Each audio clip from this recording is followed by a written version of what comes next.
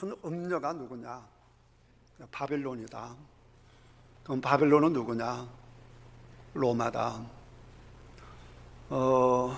결코 망할 것 같지 않는 저 나라가 하루아침에 큰 맷돌이 바다에 던져지는 것처럼 멸망하게 될 거다. 그 내용이에요. 간단하죠. 요한계시록은 어려운 책이 아니고요, 쉬운 책입니다. 당대 로마 황제 숭배를 거부하고 오직 예수님만이 우리의 참 왕이십니다, 우리의 참 황제이십니다, 예수님 외에 우리가 경배할 대상은 없습니다, 이렇게 해서 결국에는 숱한 핍박 속에 고난과 순교를 당했던 성도들에게 주어진 책이 요한계시록이다라고 하는 것이고요. 사도 요한이 요한계시록을 기록할 때에 그는 죄수의 신분입니다. 죄수가 편지를 보내는 거란 말이에요. 우리 이제 엊그제가 3.1절인데 일제시대 때 주기철 목사님이 평양교회 성도들에게 편지를 썼을 때에 일본은 망합니다 이렇게 쓰면 편지가 전달되겠어요? 그러니까 뭐라고 쓰겠어요? 바벨론은 무너진다 이렇게 쓰는 겁니다. 똑같은 원리예요. 그런 원리로 쓰여진 책이 요한계시록이다라고 하는 것이고, 이제 큰 음녀, 왜 음녀냐? 성경에서 간음함이란 음행한다라고 하는 것은 가장 중요한 깊은 뜻이 뭐냐라고 하면 하나님이 참 우리의 신랑이요, 우리의 참 주인이요, 우리의 참 남편인데 그 하나님 아닌 것을 하나님처럼 사랑하고 섬기는 것들이 전부 다 음란한 거다, 그 말이에요. 그러니까 하나님을 버리고 다른 것을 사랑하는 것, 그게 음란합니다. 근데 당대 로마라고 하는 것은 오늘 성경에서 보는 것처럼 강력한 영향력을 발휘하고 있는 국가란 말이에요. 예를 들면 15절 보시면 음녀가 앉아있는 물은 백성과 무리와 열국과 방언들 있다 그랬습니다. 그러니까 이 나라는 보통 나라가 아니라 숱한 나라들을, 지구를, 세계를 좌지우지하는 그런 힘을 가진 로마인 것이죠. 그러니까 눈에 보이는 당대의 가장 강력한 황제요, 신과 같은 존재는 로마 황제입니다. 그 앞에서 불순종하는 자는 살기가 어렵죠. 잘 되기가 어렵죠. 이건 로마 시대나 지금이나 마찬가지입니다. 미국이 우리들의 큰 우방이죠. 누가 그걸 부인하겠습니까? 그렇지만 틀림없는 사실은 우리가 미국을 위협하는 데까지 우리나라가 모든 것이 부강해지면 미국은 결코 가만히 있지 않습니다. 일본이 한번 치고 올라갔다가 미국한테 박살이 났고요, 독일이 한번 치고 올라갔다가 미국에게 박살이 났습니다. 그러니까 미국은 자기의 절대적인 권좌에서 내려올 생각이 없습니다. 어떤 나라이든지 자기 국가에 위협이 되면 가만히 있지 않습니다. 이거는요, 미국만 그런 게 아니라 로마만 그런 게 아니라 모든 제국의 특징입니다. 모든 제국주의 기본이에요. 그러니까 이 지구상에 왕은 하나밖에 없는 겁니다. 그 절대 권자를 갖고 있는 나라이죠. 그러니까 바빌론이 그랬잖아요. 로마가 그랬죠. 그렇지만 일제시대 때 우리나라의 최남선 같은, 이광수 같은 세대의 천재들이 생각하기를 일본은 결코 망하지 않을 것이다 라고 생각했습니다. 그러니까 이 민족이 살 길은, 대한조선이 살 길은 황국 식민이 되는 거다, 신민이 되는 거다, 이런 얘기를 한 것이죠. 왜냐? 눈에 보이는 일본은 바벨론이요, 로마처럼 결단코 망할 국가처럼 보이지 않았기 때문입니다. 일본이 실질적으로 그랬잖아요. 미국을 쳤죠, 러시아를 쳤죠, 중국을 잡아먹었죠, 동남아를 다 쳤죠, 호주까지 쳤습니다. 그런 나라를 우리가 어떻게 이기고 독립을 하겠습니까? 그러니까 그런 일은 일어날 수가 없는 것이고, 우리가 살 길은 일본 국민이 되어서 잘 사는 것밖에 없다. 천재들이 그렇게 생각한 것입니다. 그러니까 요한계시록 기록할 때도 그런 생각이 들었을 거예요. 왜 많은 그리스도인들이 핍박과 고난을 이기지 못하고 로마 황제 숭배를 하고 예수님을 버리고 이렇게 했겠습니까? 눈에 보이는 로마 제국이 너무나 강력했기 때문이에요. 그런데 하나님께서 분명히 말씀하시는 것입니다. 저것은 멸망할 나라다라고 하는 것이고, 참 왕은, 자 14절에 보시면, 이 땅에 아무리 강력한 왕들이라고 해도, 로마라고 해도, 바벨론이라고 해도 결코 하나님을 이길 수 없다라고 말합니다. 17장 14절 다 같이 읽겠습니다. 시작. 그들이 어린 양과 더불어 싸우려 니와 어린 양은 만주해 주시어 만왕의 왕이심으로 그들을 이기실 터이요, 또 그와 함께 있는 자들은 곧 부르심을 받고 택하심을 받은 진실한 자들도 이기리로다. 그러니까 지금 힘들다고 예수 믿는 것을 포기하고 로마 황제를 섬기고 세상적인 방식으로 살면 순간적으로는 그게 사는 것 같이 보이지만 그것은 사는 길이 아니라 멸망하는 곳이다 라고 하는 것입니다. 그러니까 로마가 통치하는 나라, 바빌론이 통치하는 나라, 하나님을 거부하고 자기가 황제가 되어서 섬기며 이 땅에서 스스로 에덴 동산을 만들 수 있다라고 생각하는 나라들에 대해서 우리 주님께서 뭐라고 말씀하시는고 하니, 이 말씀은 전도 기간을 선포하고 나가는 지금 우리들에게 주시는 바로 그 말씀인데, 그 말씀이 18장 4절에서 나와 있습니다. 자, 18장 4절 제가 읽겠습니다. 또 내가 들으니 하늘로부터 다른 음성이 나서 이르되 내 백성아, 거기서 나와 그의 죄에 참여하지 말고 그가 받을 재앙들을 받지 말라. 그 로마가 중심이 된 나라는 어떤 세상이냐? 여러분 뒤에 보게 되면 사치하고 온갖 물품으로 가득 찬 그야말로 천국 같은 곳이에요. 세상적으로 보면 소돔과 고모라가 그랬잖아요. 소돔과 고모라가 너무너무 부유했던 나라고 문화적으로 앞장섰던 나라들이란 말이에요.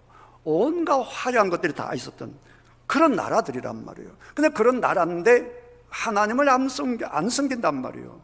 하나님과 반대되는 삶을 산단 말이에요.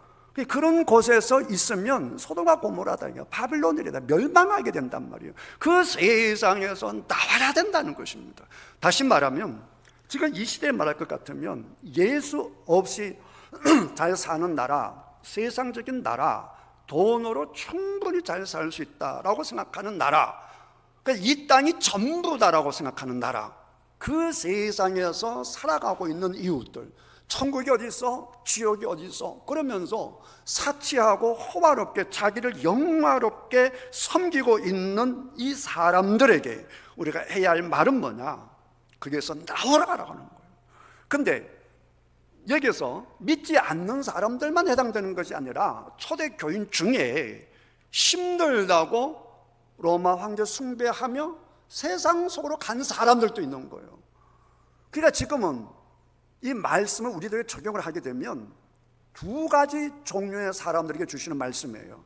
교회 안에 있지만 여전히 세상 속에 있는 사람들에게 주시는 말씀이요, 그 다음에 전혀 복음과 관계없이 그냥 세상에서 잘 사는 게 잘 사는 것이야 라고 지옥으로 치닫고 있는 불신자들에게 주는 말씀이란 말이에요.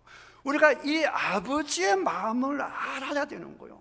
이걸 알아서 저 태인도 사람, 광양 사람, 순천 사람, 여수 사람, 진월 사람, 하동 사람, 남해 사람 가릴 것 없이 죽음으로 가고 있는 그들에게 당신은 그 세상에서 살면 죽습니다, 그 가치관으로 살면 죽습니다 라고 하는 이 하나님의 음성을 들어야 된다 그 말이에요.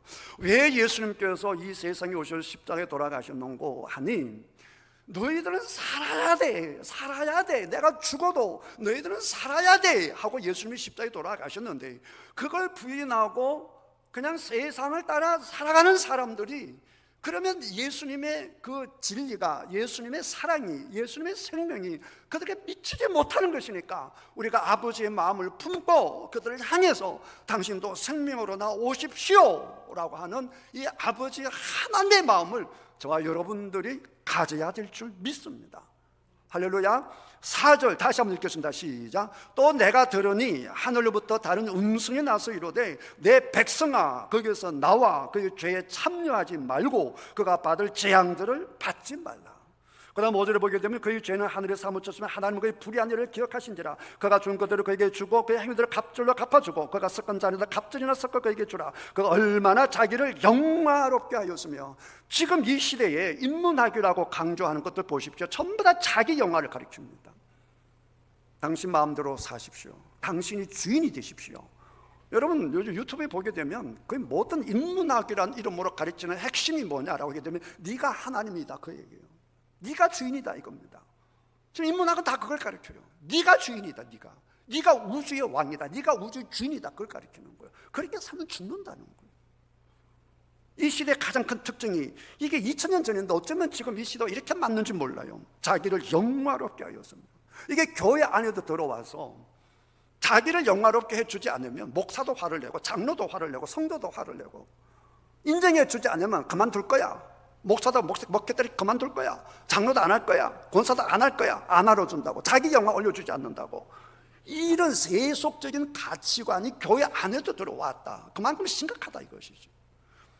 자기를 영화롭게 하였으며 사치하였든지 그만큼 고통과 애통함으로 갚아주라. 사치가 극치를 이루잖아요. 그가 마음에 이르기를 나는 누구라? 나는 여왕이다. 나는 여왕이다. 지금 세상에 하는 말이잖아요. 로마만 하는 소리가 아니에요. 바빌론 시대 했던 말이에요. 로마 시대 했던 말이에요. 진시황이 했던 말이에요. 일본 사람들이 했던 왕이라 말이단 말이에요. 나는 여왕이야, 나는 왕이야, 난 부족하지 않아, 나에게는 뭐가 부족하지 하나도 없어, 이런단 말이에요. 나는 여왕으로 앉은 자의 과부가 아니라 결단코 애통함을 당하지 아니하리라. 그러니까 예수 믿으시오. 그래도 아이고 그 우습게 얘기죠. 내 주님께나 믿어라, 내 돈이나 믿지. 그래 우습게 얘기한단 말이에요. 그에 대해서 우리가 그들을 미워하고 전쟁을 할 것이 아니라 그들을 안타깝게 봐야 되는 거예요. 무지한 그들에 대해서 애통함을 가지고 그들을 봐야 된다며. 왜냐하면 8절에 보게 되면 그러므로 하루 동안에 그 재앙에 이르니 사망과 애통함과 흉년이라. 그가 또한 불에 살라지리니 그를 심판하시는 주 하나님은 강하신 자이십니다. 아무리 바빌론이 강하고 아무리 로마가 강하고 아무리 미국이 강하고 아무리 일본이 강하고 아무리 중국이 강하고 아무리 러시아가 강하고 아무리 몽골이 강해도 하나님 앞에 무너지지 않을 나라는 없다 이 말이에요. 이 세상 나라의 특징이 뭐냐라고 하게 되면 17장 16절을 보시면 17장 16절 내가 본 바 이 열불과 짐승은 음녀를 미워하여 망하게 하고, 이게 세상적인 권력의 속성이에요. 같은 팀인데도 불구하고 기분 나쁘면 서로 물고 묶고 서로 때려 죽이고 서로 피를 내게 하면서 서로 원수가 되어버리는, 그것이 세속적인 나라의 특징이에요. 왜 많은 나라가 망합니까? 내분 때문에 망하지 않습니까? 강력했던 나라들이.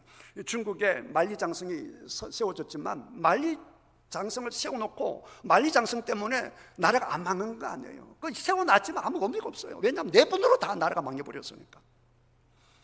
로마도 마찬가지고 모든 나라들이 마찬가지인데 그게 세속적인 권력이란 말이에요.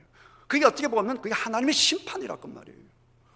그러니까 우리가 분명히 알아야 되는 것은 하나님 이외에 어떤 왕도 어떤 국가도 진리일 수 없다라고 하는 사실을 우리가 알아야 되는 거예요.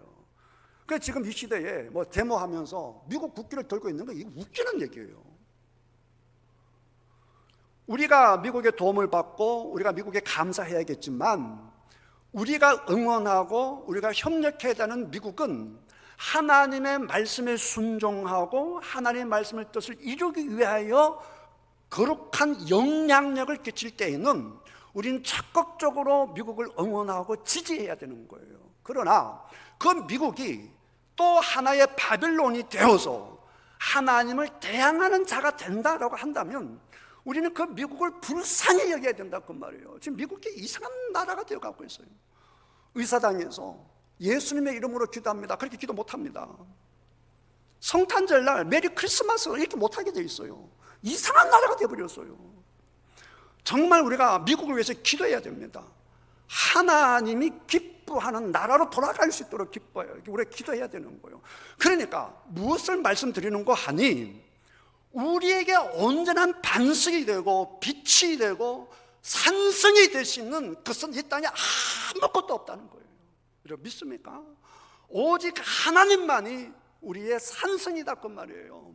그러니까 우리가 하나님을 믿고 나아가면 하나님께서 이 땅을 지키기 위해서 필요하시면 미국도 사용하시는 것이고 유럽도 사용하시는 것이고 하나님께서 그때그때 사용하시는데, 근데 우리가 하나님을 제껴두고 혹은 어떤 나라든지 어떤 인물이든지 그것을 하나님과 동격시한다든가 하나님 위에 둔다면 그것이 또 하나의 뭐가 된다고요? 그게 음녀가 되는 거예요. 바빌론이 되는 거예요. 우리 이 사실을 알고 우리는 하나님께 온전한 믿음을 가져야 될 줄 믿습니다. 그런데 이 로마나 바빌론이나 또 지금 이 시대 어떤 나라나 그 나라를 무시할 수 없는 것은 모든 문화, 모든 경제, 모든 국방을 꽉 쥐고 있기 때문에 그 나라와 함께 해야 부를 누리는 거예요. 그게 18절에 계속 나오는 말이잖아요. 그러니까 바벨론이 멸망하니까 11절 땅의 상인들이 울고불고 난리 나는 거예요. 그 화려한 12절 13절 보십시오. 그 무역 상품들, 그 어마어마한 것들. 15절에 바벨론으로 말미암아 취부한 이 상품의 상인들이 그의 고통을 무서워하여 멀리 서서 울고 애통하여 그런단 말이에요. 그러니까 로마 때문에 많은 부를 누렸던 사람들, 나라들, 이런 것들이 그걸 보면서 얼마나 자기 이제 부의 근원이 사라져 버리니까 이게 이제 그들에게 애통함이 들 수밖에 없는 것이죠. 19절에 티끌을 자기 머리에 뿌리고 울며 애통하여 외쳐 이르되 화이토다 화이토, 이 큰성의 바다에서 베푸린 모든 자들이 너희의 보배로운 상품으로 취부하였더니, 여러분 어떤 나라든지 그 당대에 바빌론 같은 나라들은 모든 부를 다 가지고 있잖아요. 지금 이 시대에 이런 역할하는 나라가 미국이잖아요. 미국이 무조건 바빌론이다, 음녀이다 그 뜻이 아니라 그런 막강한 영향력을 가진 나라. 그러니까 이게 꼭 나라만이 아니에요. 지금 이 시대는 어떻게 보기에는 이념적으로 또 이게 돈에 경제적으로 큰 음료와 같은 역할을 할 수 있는 것도 얼마든지 있을 수 있으니까. 그러니까 지금 특별히 모든 세계가 완전히 자본주의에 빠져서, 자본주의 그 자체가 나쁘다는 것이 아니라 돈을 숭배하는 사상에 빠져버렸단 말이에요. 그 지금 이 시대에 뭐가 마치 하나님처럼 섬겨주고 있는가? 돈이다, 돈. 그래서 교회 안에서도 돈을 위해서 하나님의 일을 하는 데 있어서도 돈이 더 강조돼 가지고 하나님의 뜻은 다쳐도 돈은 다치면 안 돼, 이런 생각들이 교회 안에서도 있을 수 있다 이 말이에요. 그러니까 참 조심스러운 거예요. 이게 문화도 마찬가지. 문화도 어떤 한 문화가, 예를 들어서 참 조심스러운 건데 K-팝 있잖아요. K-팝 문화 얼마나 좋습니까? 이 K-팝 문화 때문에 한국 선교사들이 선교하기 너무너무 좋아요. 그건 좋은데 문제는 그럼 이 K-팝 문화라고 하는 것이 온 세계 속에 영향력을 끼치면 또 하나의 큰 바빌론 될 수 있단 말이에요. 반대도 될 수 있죠. 만약에 K-팝이 거룩함으로 가득 찬 K-팝이 되어서 복음의 영향력을 끼친다라고 한다면 하나님의 거룩한 도구가 되겠지만, 근데 K-팝의 내용이 안타깝게도 하나님을 거부하고 사치하고 음란하게 만들고 타락하게 만들고 이 세상을 찬양하는 것으로 가득 차 있다라고 한다면 이 K-팝 문화는 또 하나의 뭐가 되겠어요? 큰 바빌론이 되는 것이죠. 큰 음료가 되는 것이죠. 그러니까 이것이 딱 기계적으로 뭐다 이것보다도 교회 안에서도 큰 바빌론이 있을 수 있는 거예요. 교회 안에서도 참 조심스러운 건데 생각해 보십시오. 어떤 목사가 큰 교회를 이루었어요. 그래서 그 목사가 하나님 자리에 있는 거예요. 하나님 자리에. 우리 역사적으로 그런 일을 가끔 보지 않습니까? 그래서 이게 거룩한 영향이 아니라 성경에 위배되는 사상으로 성도들에게 다른 교회의 영향을 막강한 영향을 끼친다라고 한다면 이 큰 교회 목사도 뭐가 될 수 있는 거예요? 바빌론이 될 수 있는 거예요. 큰 음료가 될 수 있다 그 말이에요. 그러니까 영향력이 가면 갈수록 위험해질 수 있다라고 하는 것입니다. 우리가 분명히 기억해야 될 것은 아무리 큰 성이라도 우리 하나님의 심판을 면할 수 있는 것은 없다. 18장 21절, 자 18장 21절 다 같이 읽겠습니다. 시작. 이에 한 힘센 천사가 큰 맷돌 같은 돌을 들어 바다에 던져 이르되 큰 성 바벨론이 이같이 비참하게 던져져 결코 다시 보이지 아니하리로다. 이 상상이나 되겠어요? 그 어마어마한 로마가, 그 어마어마했던 바벨론이 그냥 하루아침에 사라져버리는, 이것을 우리는 지금 역사적으로 이미 보고 있지 않습니까? 그러니까 17장 18장 내용은 간단합니다. 하나님을 대적하고 스스로 왕위에 앉는 로마 황제, 그리고 온 국가 위에 앉아서 큰 영향력을 끼치고 있지만 그 영향력이라고 하는 것이 하나님 뜻을 위배하고 하나님께 불순종하고, 그래서 하나님 아닌 것에 그냥 숭배하게 만드는 그런 것들은 반드시 하나님으로부터 심판을 받을 수밖에 없다. 그러니까 어떻게 하라는 거예요? 정신을 차리고 하나님을 믿으라라고 하는 것입니다. 지금 고난과 순교가 있다라고 해서 참 왕 되신 왕이신 예수 그리스도를 포기하지 말고 죽도록 충성하라는 거예요. 그래 영원한 나라의 왕이신, 진짜 왕이신 예수 그리스도와 더불어 천년 동안 영생하도록 저 진정한 삶을 살게 된다라고 하는 것이고, 절대로 눈에 보이는 것에 속지 말고 참 진리 되신 참 왕이신 예수 그리스도를 굳건히 믿음으로 생명의 사람들이 되어라. 이걸 이겨내야 뭐가 있냐? 19장 20장에 있는 거예요. 이걸 이겨내야. 그러니까 어린 양의 혼인잔치와 천년의 왕국에 가기 전에 그것을 막고 있는 것이기 때문에 거대한 영향력을 끼치면서 우리를 영화롭게 만들고 우리를 사치 있게 만들고 우리를 부유하게 만드는 것들이 있단 말이에요. 그게 지면 안 된다. 그게 함몰되면 안 된다 이거예요. 오히려 그 세계에서 나와서 예수 그리스도의 세계로 돌아오라, 하나님의 품으로 돌아오라 외치는 자가 되어야 된다 그 말씀이에요. 특별히 우리가 지금 전도하는 기간이기 때문에 18장 4절 말씀을 여러분 꼭 기억하셔서 죽어가는 영혼들 그 속에서 이끌어내는, 쉽게 설명하면 그거예요. 소돔과 고모라 성에 있는 사람들 내가 이끌어낸다 하는 그 사명감으로 불타는 저와 여러분들이 다 되시기를 주님의 이름으로 축복합니다.